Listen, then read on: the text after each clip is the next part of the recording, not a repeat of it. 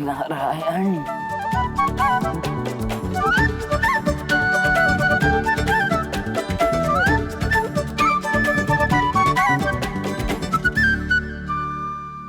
मैया, इतना काम बचा है, हंसी ठिठोली लगा रखी है। हंस लो कान्हा, हंस लो, किंतु मैं कम से कम बरसाना में प्रवेश करने के लिए प्रयास तो कर रहा हूं।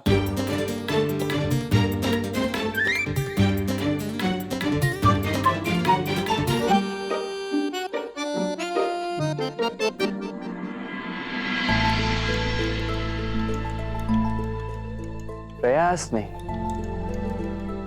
रास। ये समय रास का है था।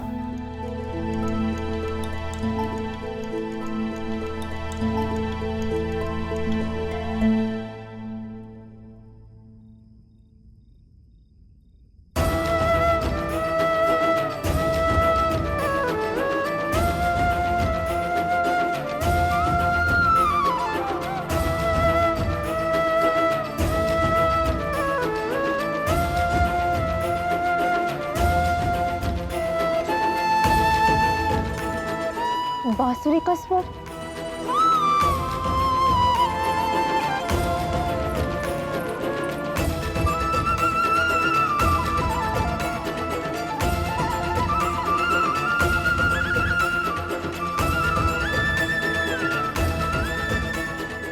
नहीं कृष्ण, अब ना राधा आएगी और ना ही कोई रास होगा।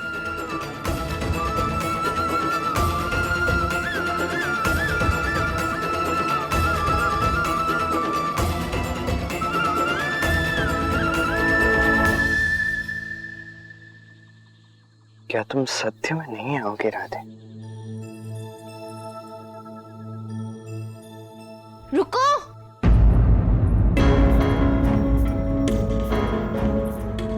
तुम लोग वहां नहीं जा सकते। देख राधा, हमें रास में जाना है, हमें मत रोक। आज रास की रात्रि है। और नहीं तो क्या, कृष्ण वहां हम सबकी राह देखता होगा। कोई उस धूर्त कृष्ण से मिलने नहीं जाएगा। वो तो सबको छलेगा जैसे उसने मुझे छला है। अरे राधा, ऐसा क्यों कह रही हो? यदि कोई रास में भाग लेना चाहता है तो उन्हें लेने दो ना। उन्हें रोकने का अधिकार तुम्हें किसने दिया?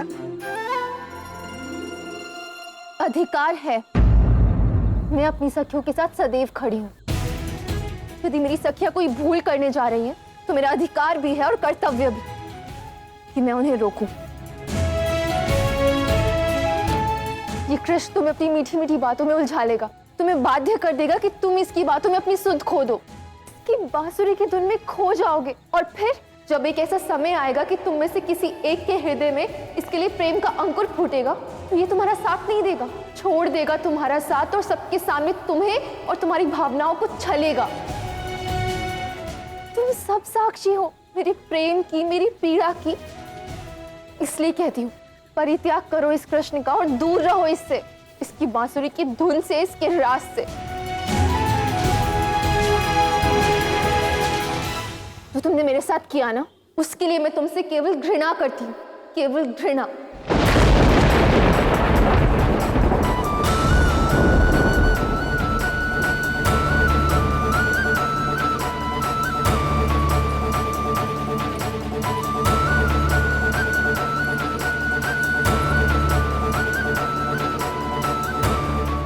मेरी भोली राधा, रास राधा से होता है, वृंदावन या बरसाने से नहीं।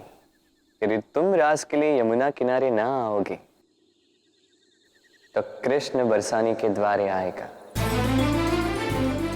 राधा देखने एक झलक तिहारी, बरसाने आएंगे कुंज बिहारी।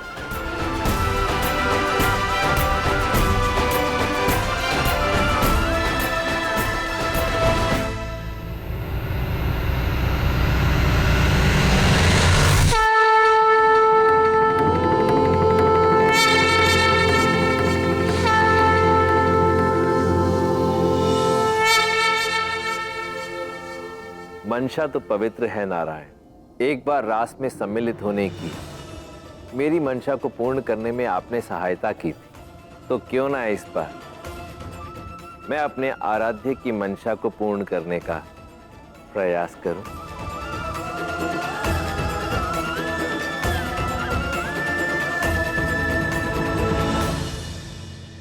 कितना प्रयास किया, इतने नए नए और अलग अलग रूप धारण किए, किंतु मैया ने हर बार पहचान लिया।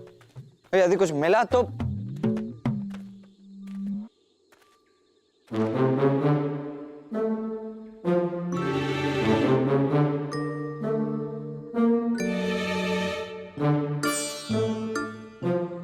अरे वाह बाबा, क्या उचित स्थान ढूंढा है विश्राम करने के लिए। ये कोई लेटने का स्थान है, मार्ग के बीचों बीच ही लेट गए आप।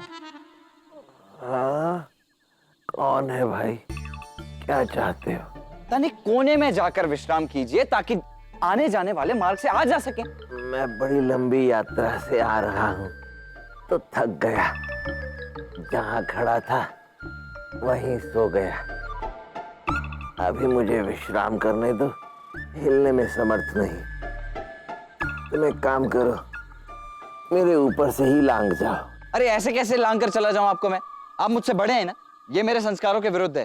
परंतु संस्कारी से अधिक क्रोधित प्रतीत होते हो। ऐसा लगता है अभी अभी माँ के हाथों पिट के आए हो, तभी इतने चिड़े चिड़े हो, है ना? देखो बाबा, मैं आदर कर रहा हूं, इसका अर्थ ये नहीं है कि आप मेरे घावों पर नमक छिड़केंगे। हट जाइए मेरे मार्ग से।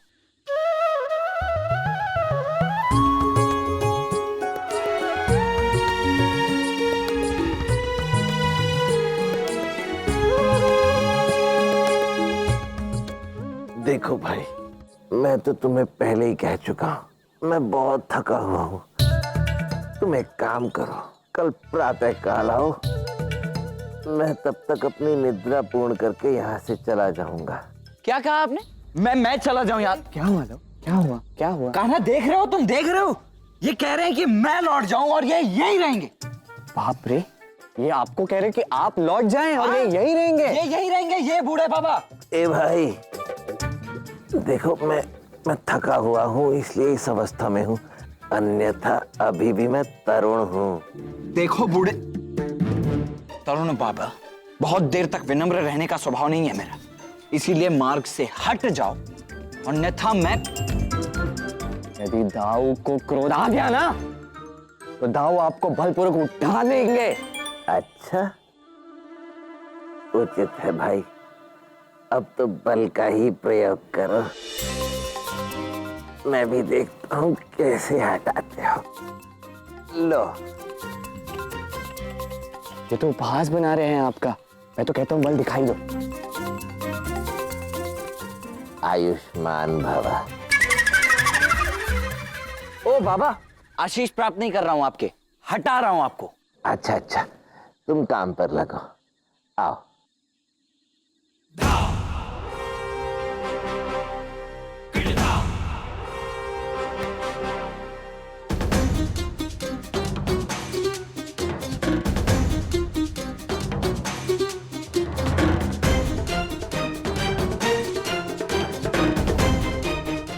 अरे क्या हो गया दाऊ?